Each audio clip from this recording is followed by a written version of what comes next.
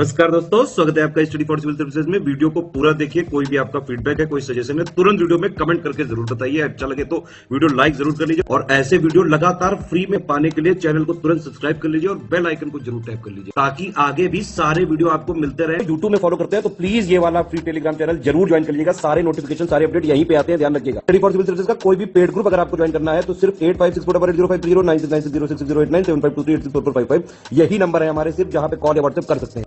Instagram पे हमारा page जरूर फॉलो कर लीजिएगा, स्टडी फॉर सिविल .सर्विसेज है। ट्विटर पे हमको जरूर फॉलो कर लीजिएगा, @स्टडी फॉर सिविल्स है। Hello everyone, welcome you all to study for civil services. आज की हमारी डेट है 9 फरवरी और आज के हमारे इंपॉर्टेंट आर्टिकल्स को हम लोग देख लेते हैं। सबसे पहला हमारा इंपॉर्टेंट आर्टिकल है जो अभी रिसेंटली काफी न्यूज में रहा है, जो एक एनर्जी ट्रांजिशन के ऊपर पार्टनरशिप होती है। अभी समझेंगे इसको। और पूरे बजट में साइंस एंड टेक के ऊपर क्या बोला गया है। फिर है विंडफॉल गेन टैक्स, ये मैं पहले भी आपको बता चुकी हूँ, बट थोड़ा सा अभी इसमें और डिटेलिंग्स ऐड हुई है, वो भी बताऊंगी मैं आपको। फिर है मैंग्रोव्स, पीएम विकास स्कीम और पेरिस क्लब। सबसे पहला हमारा आर्टिकल है जस्ट एनर्जी ट्रांजिशन पार्टनरशिप।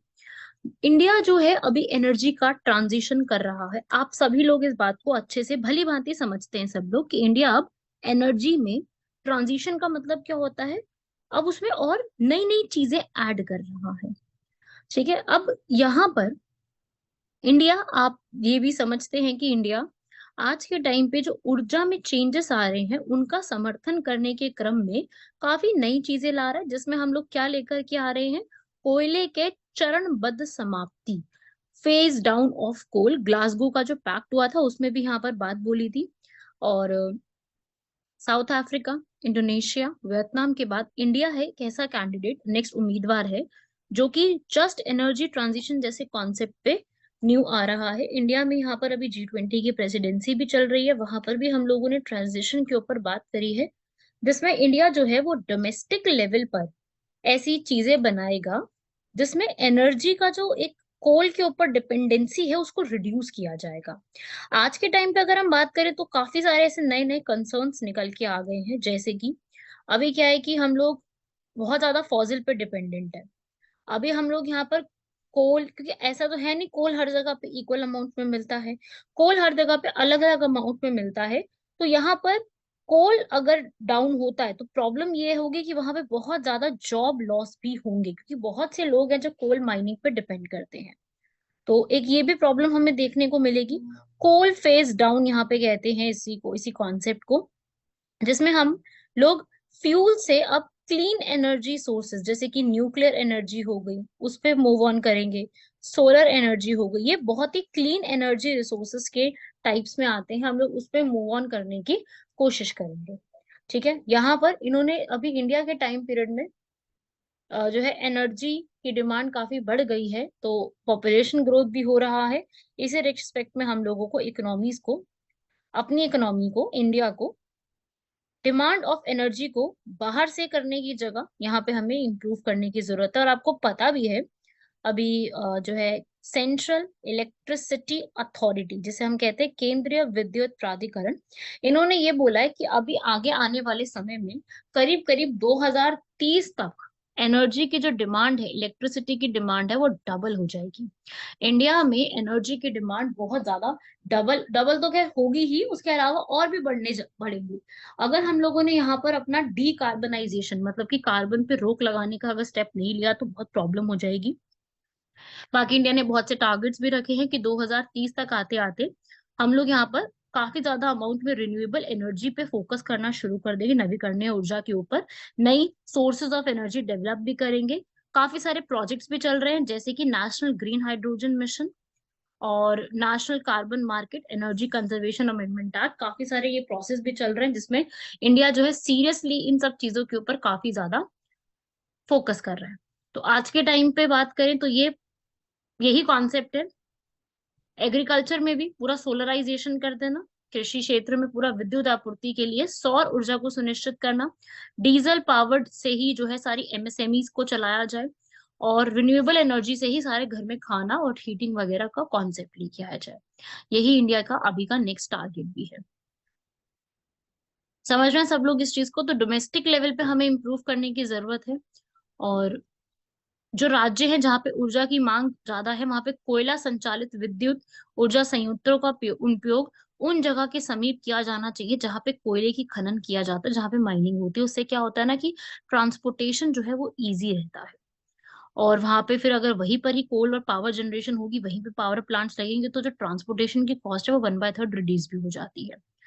तो ये एक कॉन्सेप्ट यहाँ पर भी है। कोयल, क्योंकि कोयल पर डिपेंडेंसी हम सबसे ज्यादा है भारत में प्रेजेंट सिनेरियो में, वो हमें करने की जरूरत है। यहाँ पर ये बात बोली भी गई है, यहाँ पे आप पूरा रीड कर सकते हो कि सिविल सोसाइटी जो है, लोग हैं, उनको यहाँ पर इम्प्लीमेंटेशन में जोड़ा जाए, सिविल पीपल को, सिविल सोसाइटीज को, और एक ऐसा प्लेटफॉर्म बनाया जाए जहां पर लोगों की एंगेजमेंट और कॉन्टिन्यूटी बढ़ाई जा सके, एक रेगुलर और ट्रांसपेरेंट तरीके से चीजों को बढ़ाया जाए, अवेयरनेस फैलाई जाए, हर कम्युनिटी को यहाँ पर इंक्लूड किया जाए, पार्टिसिपेशन यहाँ पर हर एक की इंक्रीज की जाए। तो ये सारे कॉन्सेप्ट इसके अंदर फोकस किए जा रहे हैं आज के टाइम पे, आगे आने वाले समय में इस चीज के ऊपर जो है वो ज्यादा अमाउंट में फोकस भी, ठीक है, किया जाना चाहिए। ये सारी चीजें जो है वो अगर आगे आने वाले समय में होती हैं तो और इम्प्रूवमेंट इसमें देखने को मिलेगी। नेक्स्ट आता है science and technology. Science and technology में अभी रिसेंटली तो, पहले तो मैं ये बता दूं कि बजट में साइंस एंड टेक्नोलॉजी से जुड़ी हुई क्या चीजें हैं, और जो हमारे साइंटिस्ट हैं उन्होंने यहाँ पर इस बार के बजट में क्या क्या बातें कही हैं, मतलब उनका क्या हिसाब है कि भाई ये जो आज का बजट आया है वो क्या है, मतलब क्या उसमें इम्प्रूवमेंट की जरूरत है या क्या उसमें चीजें हैं। तो यहाँ पर 5 साइंटिस्ट और साइंस एडमिनिस्ट्रेटर ने मिल करके एक एनालिसिस तैयार किया है। अब क्या है ये एनालिसिस, पहली बात तो ये बता दूं कि क्या है, एक important highlight, green hydrogen mission, काफी न्यूज में रहता है ये। जो CSIR है, council of scientific and industrial research, मैं बता दूं CSIR के जो हेड होते हैं वो हमेशा प्राइम मिनिस्टर होते हैं। इन्होंने ग्रीन हाइड्रोजन मिशन को जो है वो डेवलपमेंट की बात करी। इन्होंने बोला कि अब आगे जो हाइड्रोजन होगी वो कैसे प्रोड्यूस की जाएगी, वाटर को स्प्लिट करके हाइड्रोजन और ऑक्सीजन में, और उससे रिन्यूएबल इलेक्ट्रिसिटी प्रोड्यूस की जाएगी। तो हाइड्रोजन आगे आने वाले समय में सिर्फ ग्रीन हाइड्रोजन ही मिलने वाली है। तो एक ये कॉन्सेप्ट है। दूसरा, ये बहुत न्यूज में रहा है, सिकल सेल अनीमिया मिशन। अभी बजट ने ये बोला है कि हम सिकल सेल अनीमिया को आगे आने वाले समय में 2047 तक पूरा एलिमिनेट कर देंगे, जीरो कर देंगे। और इसमें, इस मिशन में है क्या कि हमें यहाँ पर 7 करोड़ पीपल जो कि 0 से 40 इयर्स एज ग्रुप में है, ट्राइबल एरियाज में रहते हैं, इन सब जगह पर हम लोग ये स्क्रीनिंग लेके आएंगे। ये क्या होता है ना, सिकल सेल अनीमिया, हमारी जो आरबीसीज होते हैं, आरबीसीज का जो ब्लड का जो शेप होता है इसको इफेक्ट करते हैं, राउंड और फ्लेक्सिबल शेप में होती है। लेकिन अगर ये इस तरीके का जो अगर डिजीज होता है तो उस रिस्पेक्ट में क्या होता है कि अगर वो आरबीसी इस तरीके के सेल होते हैं कि वो इजिली हमारी बॉडी के किसी भी पार्ट में मूव कर ले ब्लड वेसल्स की हेल्प से। सिकल सेल अनीमिया में क्या होता है कि जो ये ब्लड सेल्स होते हैं ये अलग अलग शेप ले लेते हैं, क्रिसेंट शेप, जो आधा मून होता है ना, अर्धचांद, उसकी शेप ले लेते हैं। जिससे क्या होता है कि ब्लड का जो फ्लो है वो रुक जाता है, ब्लड के थक्के जमने शुरू हो जाते हैं। तो ये वाला जो एक इम्पॉर्टेंट डिजीज है इसको एलिमिनेट किया जाएगा। इन आर्टिफिशियल इंटेलिजेंस, कृत्रिम बुद्धिमत्ता का उपयोग और ज्यादा मेडिकल डिवाइसेस और टेक्नोलॉजी के लिए किया जाएगा, बायोटेक्नोलॉजी को प्रमोट किया जाएगा, जिसमें क्या होगा कि इकोसिस्टम एक ऐसा डेवलप करेंगे जिसमें हम सस्टेनेबल सॉल्यूशंस ढूंढ सकते हैं। डिपार्टमेंट ऑफ बायोलॉजी बनाया जाएगा, और डिपार्टमेंट ऑफ बायोटेक्नोलॉजी में ट्यूबरकुलोसिस के लिए भी अलग से दवाई निकाली जाएगी। माइनर मिलेट्स को हम कैसे जेनेटिकली, अनुवांशिक रूप से कैसे उसको और डेवलप कर सकते हैं, उसके नए नए जो है वो चीजें खोजी जाएंगी। तो ये कुछ इंपॉर्टेंट है। बाकी जो साइंटिस्ट है उन्होंने कुछ सजेशंस भी इसके ऊपर दिए हैं, जैसे कि इन्होंने बोला है कि रिसर्च और कमर्शलाइजेशन को और स्ट्रेंथन करने की जरूरत है। Indian council of medical research, ICMR जैसी चीजों को ओपन करने की जरूरत है ताकि पब्लिक और प्राइवेट सेक्टर उसको और इम्प्रूव करे। एजुकेशन और रिसर्च बेस्ड चीजों को इम्प्रूव करके ये सारी चीजों को और ज्यादा बेटर बनाने की नीड है। तो यही इसके अंदर बताया गया है।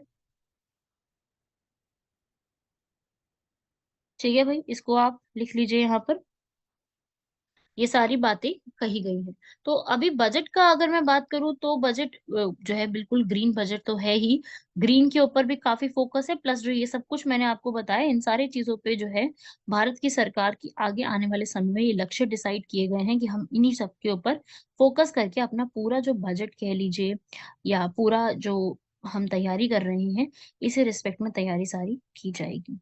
तो आगे आने वाले समय में ये सारी चीजें आपको याद रखनी है, इन सब से आपके एग्जाम में क्वेश्चन बन सकते हैं सारे टॉपिक से। इसमें से ऐसा कोई भी टॉपिक नहीं है जो आपसे नहीं पूछा जा सकता, सारे ही टॉपिक्स आपके लिए इंपॉर्टेंट रहेंगे इसमें। तो इसको जरूर अपना पढ़ लीजिएगा, कवर कर लीजिएगा। चलिए नेक्स्ट टॉपिक पे बढ़ते हैं, विंडफॉल गेन टैक्स, अप्रत्याशित कर लाभ। इसमें अभी जो भी क्रूड ऑयल और डीजल आता है उस पे काफी बढ़ गया है।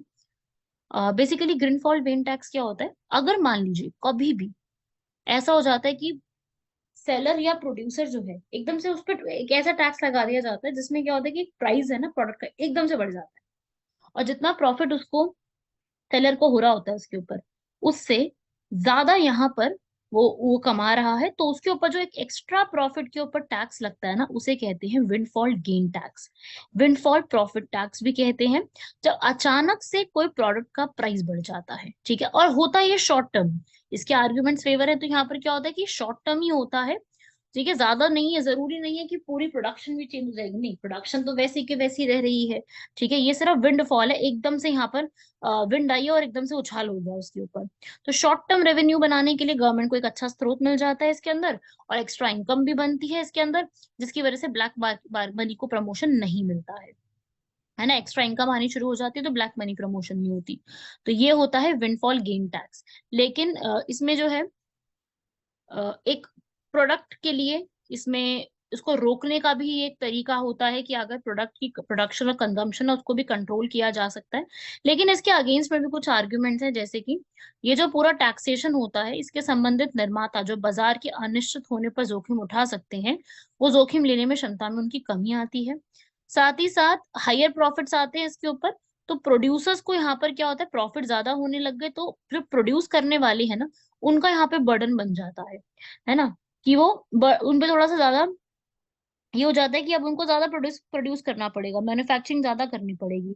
तो ये एक कॉन्सेप्ट इसके ऊपर आता है। साथ ही साथ इसकी वजह से जो है हो सकता है कि कई यहाँ पर जो लोग हैं वो टेक करके चोरी करना शुरू कर, ये भी एक प्रॉब्लम हो सकती है ना कि इन सब चीजों की वजह से टैक्स की चोरी जो है वो ज्यादा बढ़ जाए।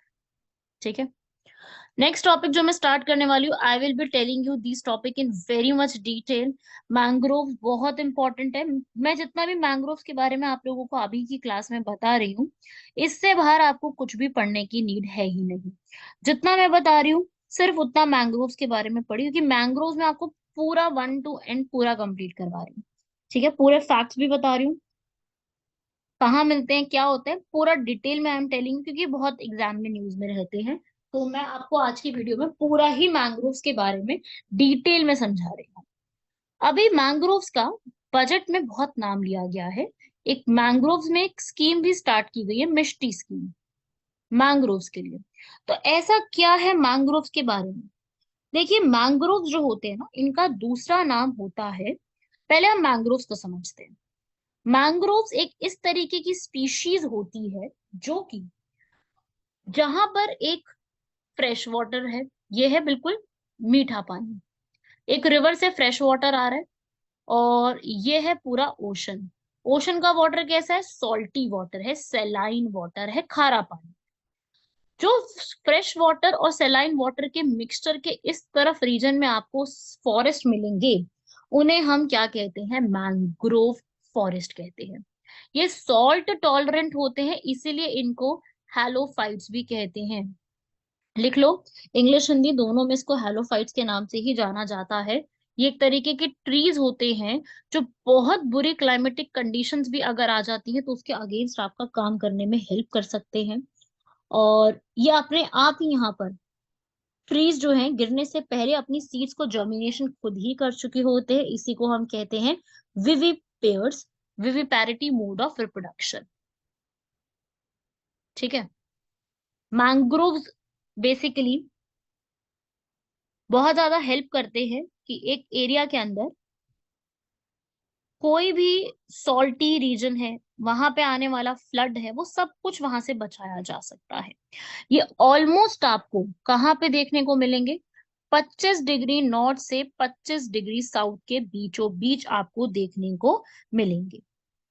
भारत में या पूरे वर्ल्ड में 80 से ज्यादा स्पीशीज मिलती हैं मैंग्रोव्स की। ये हार्श क्लाइमेटिक कंडीशंस में भी खुद को सरवाइव करवा सकते हैं। यही सबसे बड़ी खास बात है इनकी।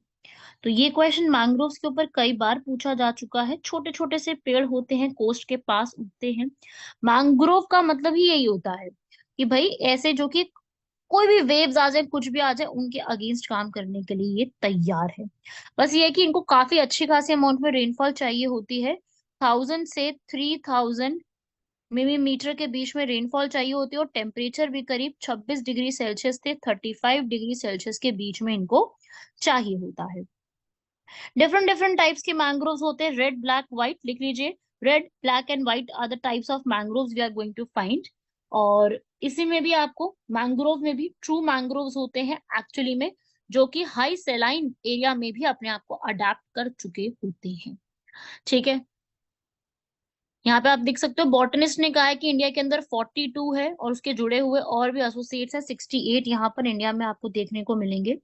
और इन्हीं को हम, ये काफी बड़ी इनकी लेंथ भी होती है, करीब 8 से 20 मीटर्स की लेंथ भी इनकी हो सकती है। ये बहुत बुरी कंडीशंस में भी सरवाइव कर सकते हैं, जहाँ पे बहुत ज्यादा सॉल्ट हो तब भी सरवाइव कर सकते हैं, बहुत ज्यादा मीठा खारा पानी हो तब भी सरवाइव कर सकते हैं, ऑक्सीजन लेवल कम हो तब भी सरवाइव कर सकते हैं, टेम्परेचर ज्यादा हो तब भी, और जब पानी की लहरें बहुत ज्यादा हो तब भी रह सकते हैं, प्लस पानी बहुत मडी हो, कीचड़ वाला हो, वहां भी रह सकते हैं। ठीक है, इंडिया के अंदर अगर मैं कुछ आपको एग्जाम्पल लिख दूं यहाँ पर कि कौन कौन सी स्पीशीज मिलती है, एक तो सबसे फेमस है राइजोपोरा। राइजोपोरा मैंग्रोव्स। एक है हेरिटेरिया मैंग्रोव्स। एक है फिनिक्स मैंग्रोव। एक है मोरिंडा मैंग्रोव्स। ये सब मैंग्रोव्स आपको इंडिया में आराम से देखने को मिलेंगे। और भारत में सबसे ज्यादा मैंग्रोव्स कहाँ मिलते हैं? सुंदरबन, वेस्ट बंगाल में। ये है यूनेस्को की हेरिटेज साइट भी है। वहां पर आपको royal Bengal tiger, dolphins, crocodiles, वो सब देखने को मिलेंगी। ठीक है, इंडिया की कोस्ट लाइन के पास आपको ये सब देखने को मिलेंगे। इंपॉर्टेंट है मैंग्रोव्स के बारे में। ये सब मैंने फैक्ट जो बताए हैं ये सब लिख लीजिएगा। बजट में क्या है मैं वो बताऊंगी, उससे पहले आपको मैं यहाँ पर और भी फैक्ट्स लिखवा रही हूँ। इंडिया में सबसे ज्यादा कहाँ मिलते हैं? आप लोगों ने नोट कर लिया, वेस्ट बंगाल में। सेकंड सबसे ज्यादा कहाँ मिलते हैं? भिट्टरकनिका में। भिट्टरकनिका कहाँ पे है? उड़ीसा। यहाँ पे सबसे ज्यादा और मिलते हैं। ये दो रिवर्स की डेल्टा की वजह से बनता है। एक रिवर है ब्राह्मणी और एक रिवर है बैतरानी। ये यूनेस्को की साइट नहीं है, लेकिन ये एक रामसर साइट है। इसको नोट कर लीजिए, it is also a Ramsar site.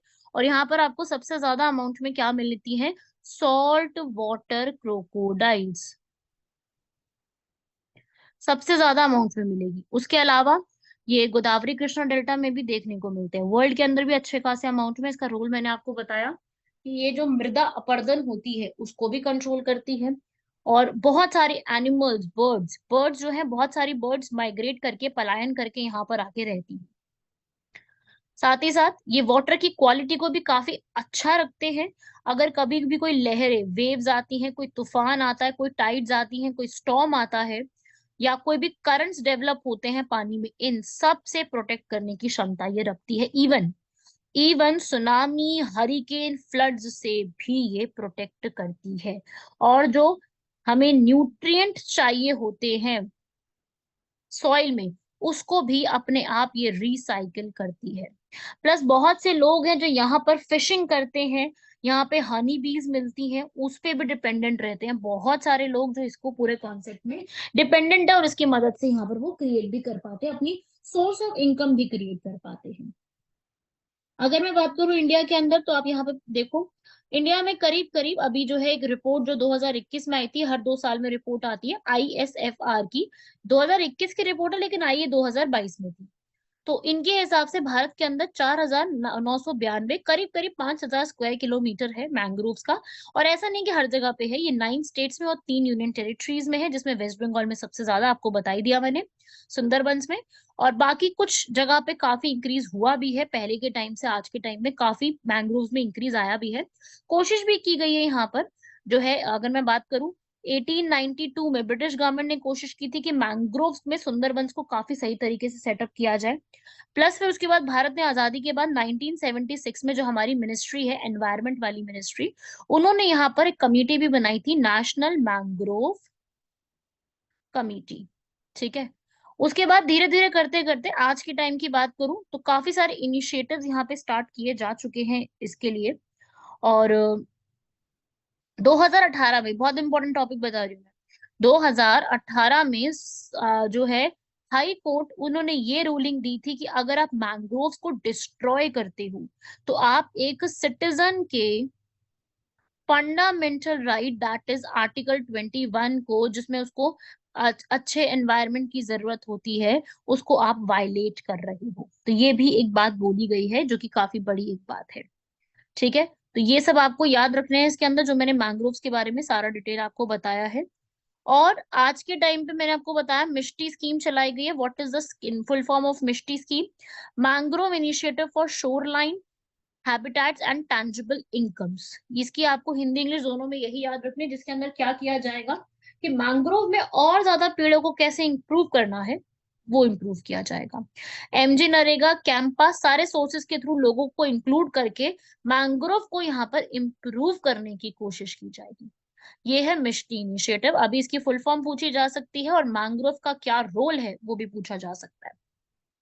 अभी जो रिसेंटली COP27 हुआ था इजिप्ट शर्म अल शेख में, वहां पर भी इंडिया ने मैंग्रोव के ऊपर एक अलायंस डेवलप किया था, स्पेन, इंडोनेशिया, इन सब के साथ मिलकर के। इंडोनेशिया में मैक्सिमम अमाउंट में मिलते हैं आपको, इंडिया में तो मिलते ही हैं, इंडोनेशिया में बहुत ज्यादा अमाउंट में आपको मैंग्रोव देखने को मिलेंगे।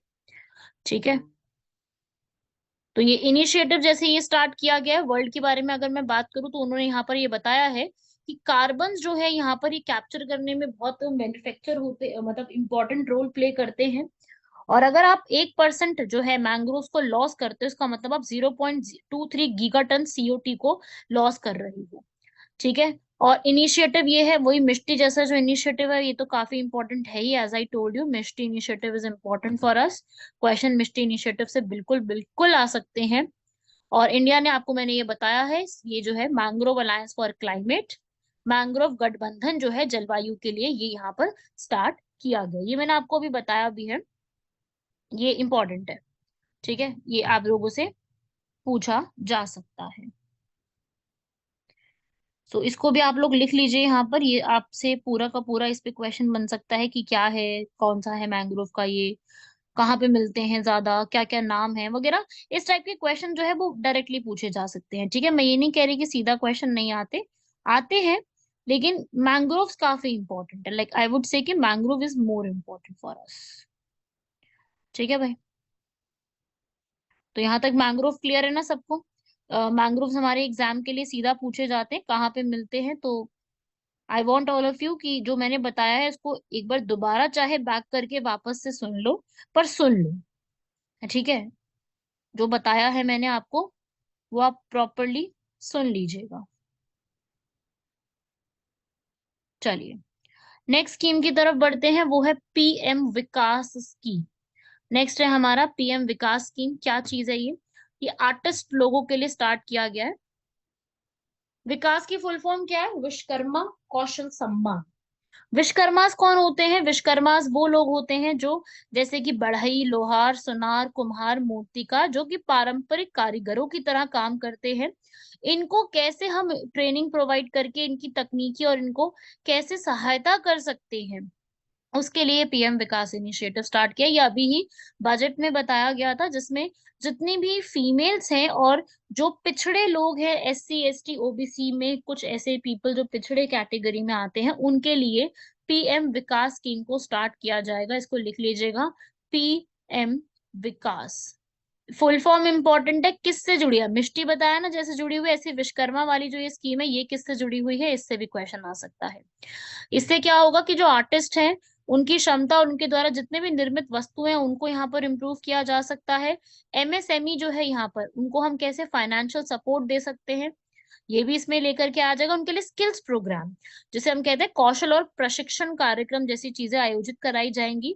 ऐसे लोगों को शिल्प कला सीखने के लिए और ज्यादा प्रोत्साहित किया जाएगा। इनको टेक्नोलॉजी स्किल्स के बारे में भी बताया जाएगा, और लेटेस्ट टेक्नोलॉजी कैसे उनका जो है वो प्रोडक्टिविटी प्रॉफिट इंक्रीज किया जा सकता है, ये सारी चीजें यहाँ पर उनको समझाई जाएंगी। ठीक है।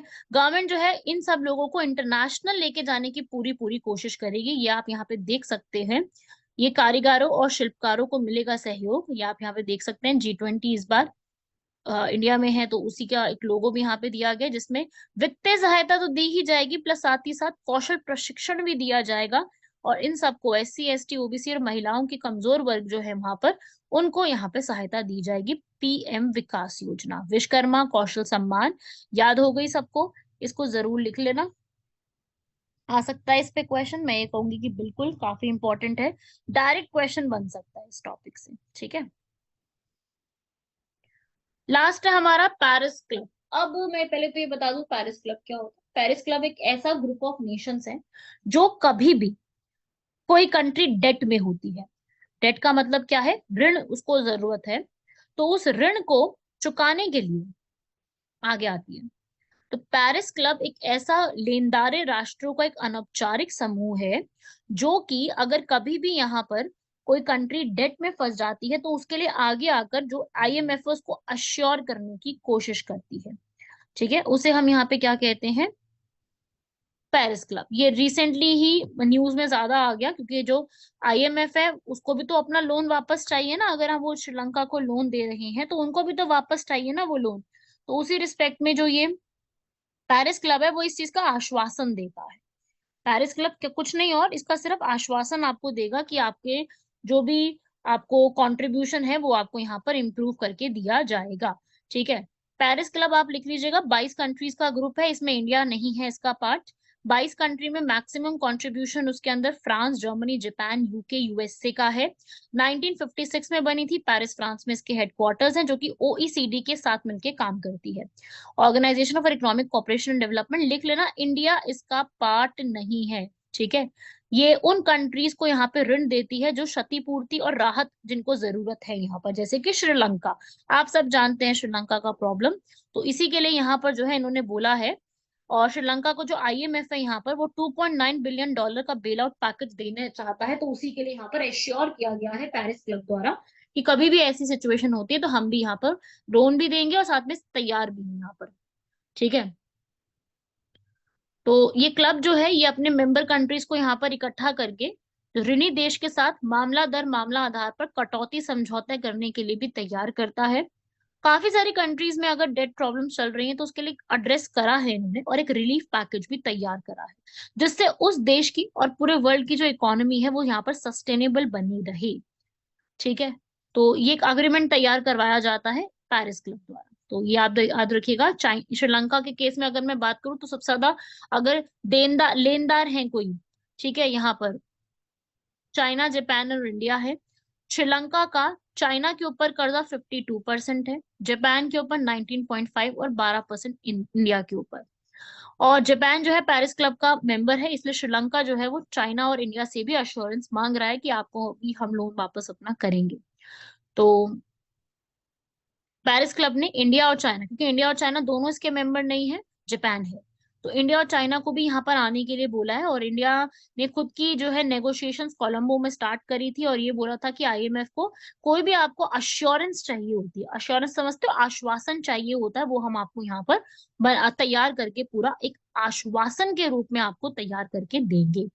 ये आप पेरिस क्लब देख सकते हैं, ये सारी कंट्रीज इसमें शामिल है। Club J Paris, Paris club के नाम से जाना जाता है। मैं ये चाहूंगी कि आप सब लोग इस पूरी की पूरी कंट्रीज के नाम जरूर नोट कर लो, क्योंकि आप भी जानते हैं नामों पर क्वेश्चन पूछा जा सकता है।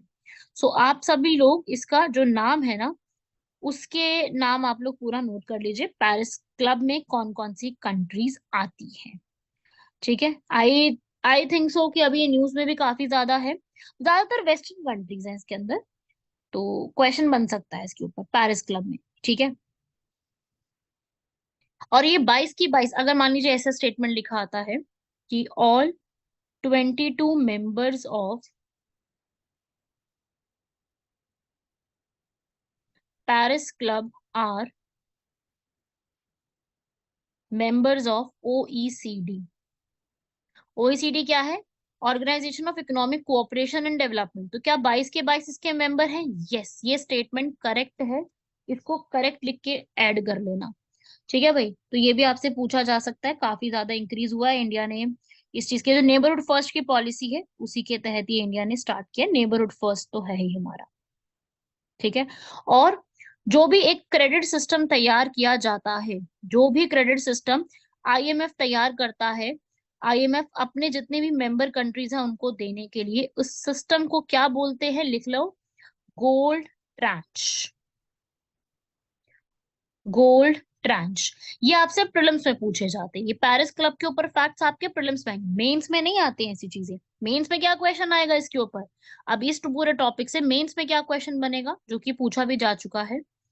India is an old age friend of Sri Lanka. एक स्टेटमेंट ये दे दी, आगे बोलेंगे discuss India's role in recent crisis of Sri Lanka in light of above statement. Bharat Sri Lanka का पुराना फ्रेंड है, इस पूरी लाइन को डिस्कस करो जो अभी रिसेंटली क्राइसिस यहाँ पे फेस किया है श्रीलंका ने। तो इसके रिस्पेक्ट में आपको आंसर लिखना होगा। अगर आप चाहते हैं कि इस आंसर की प्रिपरेशन भी मैं आपको यहाँ पे करवाऊँ, इंडिया श्रीलंका रिलेशंस के बारे में मैं बताऊं, तो वीडियो पर कमेंट करके मुझे बताइए कि आपने इस पूरे टॉपिक पे चाहिए। अगर आपको वीडियो चाहिए तो मुझे इन्फॉर्म करिए टॉपिक के साथ लिख करके कमेंट बॉक्स में, तभी मैं उसके ऊपर जो एक अलग से सेपरेट डेडिकेटेड वीडियो भी यहाँ पर डेवलप करूंगी। ठीक है, तो ये भी आप यहाँ पर पूरा एक लिख लो, क्वेश्चन के फॉर्म में पूछा जा सकता है। ठीक है भाई, ये इंपॉर्टेंट है, इसको आप लोग नोट कर लो। चलिए भाई, नेक्स्ट में बढ़ते हैं। यहाँ पर निसार। निसार यहाँ पर क्या चीज है? ये निसार का जो कॉन्सेप्ट है ये किस चीज पे डिपेंड करता है? निसार वर्ड आपने सुना तो होगा ही, निसार। तो ये अभी निसार क्यों न्यूज में है? देखो क्या है ये, कि नासा और इसरो की पार्टनरशिप हो रही है। ठीक है, तो ये उसी का कोलैबोरेशन का नाम है निसार। देखो, नासा और इसरो हम लोग बना देते हैं ना, नाम का क्लबिंग कर देते हैं सब लोग, है ना। विराट और अनुष्का की शादी हुई, क्या नाम कर दिया? विरुष्का कर दिया। ऐसे ही करते हैं ना मिशन को, या फिर जो भी क्लबिंग कर देते हैं नामों की, ऐसे ही नासा और इसरो का कर दिया निसार, नामों को जोड़ दिया। इसका फुल फॉर्म क्या लिखा है यहाँ पर? NASA ISRO synthetic aperture radar. ये यहाँ पर जो है दोनों ने मिल करके डेवलप किया है। ये अभी रिसेंटली ही इंडिया में आएगी। ये वाला जो है पूरा, ये 2014 में बना दिया गया था, और अब इसको जो है 2024 में भारत में लाया जाएगा। ठीक है, तो ये कैसा सिग्नल, एक रेडार है जो कि आपको जितने भी वॉल्केनिक इरप्शन, अर्थक्वेक और लैंडस्लाइड जैसी चीजें होती है उस पर पहले ही आपको चेतावनी प्रोवाइड कर देगा। इसको 2024 में सैटेलाइट की तरह लॉन्च किया जाएगा सतीश धवन स्पेस सेंटर आंध्र प्रदेश से। ठीक है, ये यहाँ पर जो भी डैमेजेस होते हैं उसके बारे में हमें पहले ही इंफॉर्म कर देगा, और ये सैटेलाइट की तरह काम करेगा। जितने भी earthquake, tsunami, volcano, landslide, ground water के ऊपर कुछ भी चीजें होती हैं, ये उसकी इंफॉर्मेशन पहले ही प्रोवाइड कर देगा। और ये पूरे वर्ल्ड को 12 दिनों के अंदर पूरा मैप तैयार करके देगा, और जो भी अर्थ में चेंजेस आते हैं ये पहले ही उसका डेवलपमेंट बता देगा। ठीक है, इसे हम कहते हैं निसार। क्लियर हुआ यहाँ तक? मोस्ट प्रोबेबली ये जनवरी या फिर फरवरी 2024 में लॉन्च किया जाएगा, अभी फाइनल डेट नहीं आई है। तो इससे काफी ज्यादा फायदा होने वाला है।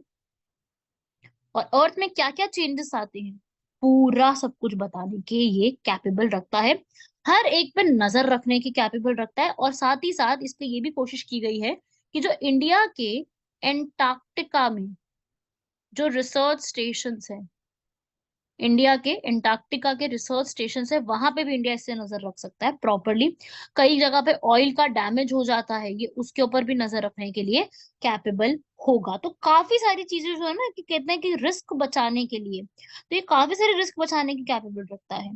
तो अब इसको रिसेंटली यहाँ पर कोलैबोरेशन पहले ही हो गया था, ठीक है, 2022 में लॉन्च करने के लिए बोला गया था, पर इसको अभी फिलहाल लॉन्च किया नहीं गया है। 2024 तक ही चांस है कि इसको लिया जाएगा। बाकी इसरो और इंडिया, सॉरी, इसरो और नासा दोनों मिलके इसको पूरा ऑपरेट कर रहे हैं। तो ये भी एक याद रखिएगा, जॉइंट सैटेलाइट है। फुल फॉर्म पूछी जा सकती है, क्यों न्यूज में है, क्या काम है इसका, ये सब है। 3 साल के लिए यहाँ पर। और कुछ इसका पार्ट यूएस में बनाया गया, कुछ इसका पार्ट इंडिया में बनाया गया है। वो धीरे धीरे और न्यूज आएगी तो मैं आपको यहाँ पर इन्फॉर्म इसके अंदर करती रहूंगी। तो अभी फिलहाल के लिए तो यही न्यूज चल रही है, ठीक है। तो ये सब आप लोग नोट कर लीजिए इसके अंदर फैक्ट्स।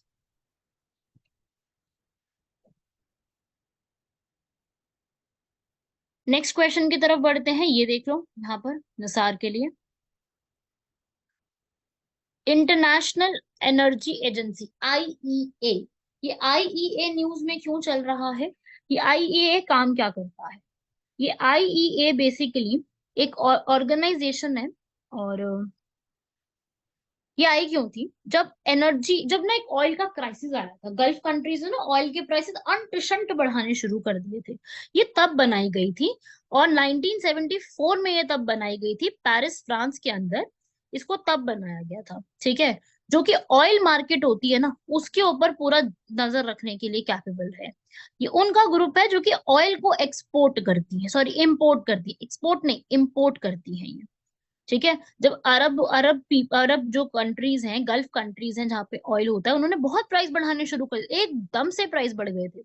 तो उसके लिए पॉलिसीज पूरी खराब हो गई थी पूरे देश की, तो इसलिए यहाँ पर ऐसे बनाया गया। इंडिया इसका जुड़ा हुआ मेंबर है, प्रॉपर मेंबर नहीं है इसका, सिर्फ जुड़ा हुआ सहयोगी मेंबर है। 2017 में जुड़ा था इंडिया के साथ साथ China, Brazil, Morocco, Indonesia, Thailand, Singapore, ये सब भी एसोसिएट मेंबर्स की फॉर्म में जुड़े हुए हैं। तो आपसे ये सब पूछा जा सकता है, इसके सारे फैक्ट्स मैंने आपको लिखवा दिए हैं। इंडिया ज्वाइन किया था 2017 में, ये याद रखिएगा इसके अंदर, ठीक है। प्रॉपर मेंबर नहीं है, एसोसिएट मेंबर है। इसकी एक रिपोर्ट भी आती है जिसमें बोला था कि जीरो कार्बन एमिशन 2050 तक कंप्लीट कर लिए जाएंगे। तो ये यहाँ पर इंडिया को इनवाइट किया गया था 2021 में, क्या फुल टाइम मेंबर बन जाओ। और अभी तक तो नहीं हुआ है इसके ऊपर कुछ भी, अभी तो ये पेंडिंग में ही चल रहा है। टोटल इसके अंदर अभी प्रेजेंटली बात करूँ तो 30 कंट्री है, बाकी एसोसिएट मेंबर है। और इससे ये क्राइटेरिया है कि अगर आपने इंटरनेशनल एनर्जी एजेंसी का बनना है ना, तो आपको पहले जो मैंने ओईसीडी बताया था ना, आपको उसका मेंबर बनना पड़ेगा। अभी इंडिया उसका मेंबर नहीं है, तो पहले आपको वहां आना पड़ेगा। प्लस करीब करीब इसमें काफी ज्यादा इसकी डिमांड्स हैं कि अगर आपने इसका मेंबर बनना है तो आपको पूरा एक एक्शन दिखाना पड़ेगा इसके ऊपर। तो ये उसी के रिस्पेक्ट में पूरी बनाई गई है, इस पूरे को लिख लीजिएगा। और अपनी एक रिपोर्ट निकालती है, काफी न्यूज में रहती है वो report, world energy outlook report. ये न्यूज में रहती है रिपोर्ट, एनर्जी आउटलुक रिपोर्ट, ये उसी को यहाँ पर हर साल पब्लिश भी करती है। तो ये सारे फैक्ट्स आप लोग नोट कर लीजिए इसके अंदर। क्लियर हुआ सबको यहाँ तक? ये पूरे फैक्ट्स ये आप लोगों के एग्जाम में पूछे जा सकते हैं। जितना मैंने यहाँ पर आप लोगों को कवर अप करवाया है, ये सब इम्पोर्टेंट है। इसमें से ऐसा कोई भी फैक्ट नहीं है जो आपसे यहाँ पर नहीं पूछा जा सकता। जितना करवाया है, every bit of that topic is important, ठीक है ना? समझ रहे हो बात को? तो ये सब नोट कर लो, इसको अच्छे से लिख लो यहाँ तक सारी चीजें। बाकी का हम लोग नेक्स्ट क्लास में कवर अप करेंगे इसी के आगे। थैंक यू एवरीवन, मिलते हैं आप लोगों से नेक्स्ट लेक्चर में। जय हिंद।